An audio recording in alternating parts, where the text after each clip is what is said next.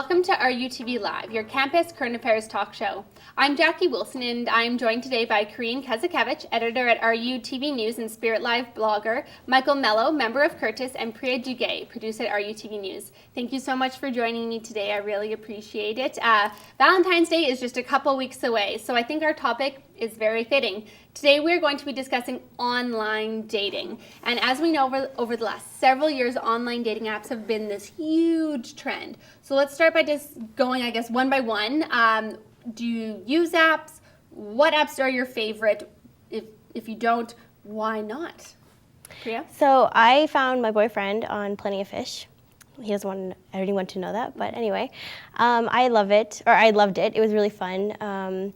It's kind of like shoe shopping because you get to scroll through and decide. It's delightful. It's an entertaining thing. It's a good time, a good way to pass the time. But yeah, Plenty of Fish was good. You enjoyed it? Yeah. Karin? It's interesting because I never really thought of those apps as like a way to really meet someone, like the one or a potential boyfriend or girlfriend. It's more like you said, like a way to pass time, like for fun, like just swiping to the left or to the right. But like as an actual dating service, I never really thought of it like that. So I never really used it in that sense. Interesting. Michael? So I originally got Tinder as a joke with a few friends of mine, but then after a while, I kind of like started meeting people and started like interesting conversations started. So I think it is like a really good platform to meet people, but at the same time, I think it's hard to find the one, I guess, on there because you might have so much in common, but you might not at the same time. Yeah, and I think you kind of were talking about deciphering the good from the bad. I guess, Priya, you've used multiple sites. Is there one that you enjoy for, I don't mean that in that way, but like you're a veteran. So do you enjoy one site for maybe matchmaking and the other one for, I know Tinder is known as hookups, or? I feel like when I first started dating, I thought, okay, I'll try Match.com and Plenty of Fish. And Match.com, everyone was pretty boring and lifeless. I think it caters more to an older demographic and less so the younger crowd.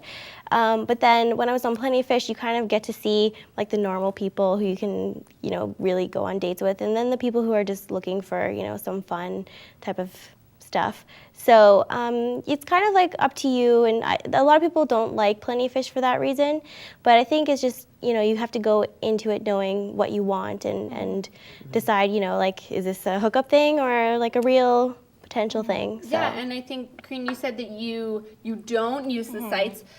Maybe you're with me because I only attempted Plenty of Fish once, and I couldn't actually go out on a date with anyone. Are you scared or nervous, or what is that big barrier? Is it just the fact that you don't take them seriously? I think so. I just know so many people that take it as such a joke, and it's just, it's either just hookups or just, I'm going to make a fake profile and pretend I'm this person. It's like you don't really know who they are, and then sometimes I guess like you do meet someone and it's a good person and it's who they say they are on the bio and it's actually their picture, and things could work out, but you don't know that. It's kind of like, should I trust them? Kind of. You have a lot to go through, I find. Yeah. It's not like simple, but you definitely have to, dig. Yeah, and I think that's a good thing. And Michael, you and I were talking earlier about how it's kind of this new way to communicate and get out there, and then almost like your profile is like a resume. Do you think that maybe this is just the new thing that we do in 2015? This is the new way to network and communicate? I mean, I think it is really interesting because I live in a residence, so actually I matched with a lot of people in my residence. And it's interesting because like you wouldn't go out of your way to meet them, but when you've matched with them, it's kind of like, okay, like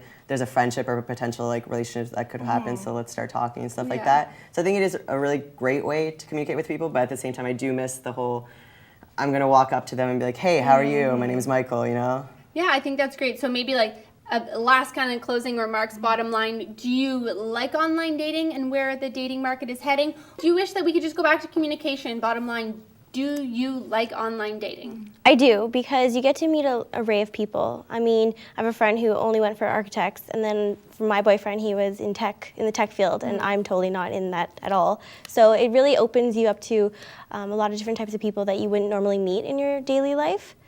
So. I'm sure it's great, but I wouldn't see it as a real dating platform. I met my current boyfriend in person, and just like, the old-fashioned way, and that's great. Yeah. I mean, I've met some really great people on Tinder. I've met some not so great people on Tinder. So I think it's just like going through it, like find the right one or even the potential friend. Yeah, no, I think everyone's different. I think it's great. Thank you so much for joining me today and giving me your perspectives. I really, really enjoyed it. So thank you for joining us today on RUTV Live. For looking at other student-produced content, you can visit rutvlive.ca, and you can also like us on Facebook. And of course, we love to hear what you have to say. So please tweet us at rutvlive_. Thank you again for joining us, and we'll see you next week.